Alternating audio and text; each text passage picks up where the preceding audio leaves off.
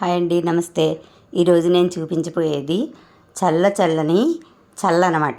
చల్లని ఎందుకు అంటున్నానంటే, మా చిన్నతనంలో పల్లెటూరులో ఈ మజ్జిగని చల్ల అని పిలిచేవారు అనమాట. ఇప్పుడు నేను కొంచెం పెరుగు తీసుకున్నాను. ఈ పెరుగుని చాలా పల్చగా, ఇదిగో చూడండి ఇంత పల్చగా అనమాట. దీన్ని తొలిపేసుకుని పక్కన పెట్టుకున్నాను. ఇప్పుడు ఇందులోను దబ్బాకులను వేస్తున్నాను అనమాట. ఇదిగో చూడండి, దబ్బాకులు తీసుకున్నాను. ఇదిగో చాలా ఫ్రెష్గా ఉంది దబ్బాకు.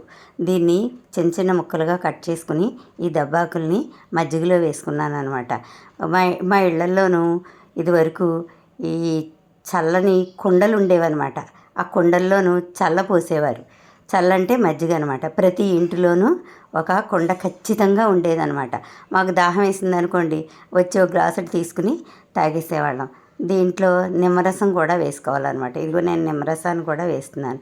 ఈ నిమ్మరసం తర్వాత ఒక చిటికెడు ఉప్పు కూడా వేసుకుని ఒక హాఫ్ స్పూన్ వేసుకోవాలి. మన క్వాంటిటీని బట్టి, మజ్జిగ క్వాంటిటీని బట్టి ఉప్పు దానికి సరిపడగా వేసుకోవడం అనమాట. నిమ్మరసాన్ని కూడా అలాగే మన క్వాంటిటీని బట్టి వేసుకోవాలి. ఇది చాలా దాహాన్ని తీరుస్తుంది.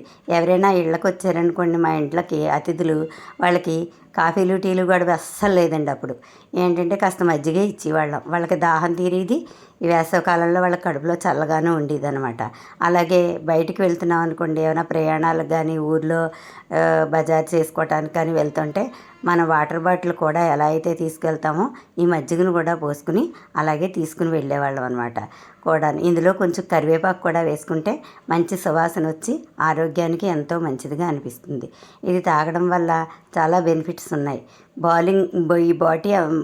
ఈ బాటిల్లో పోసుకుని మనం పట్టుకుని వెళ్ళటం వల్ల చాలా బెనిఫిట్స్ ఉన్నాయన్నమాట.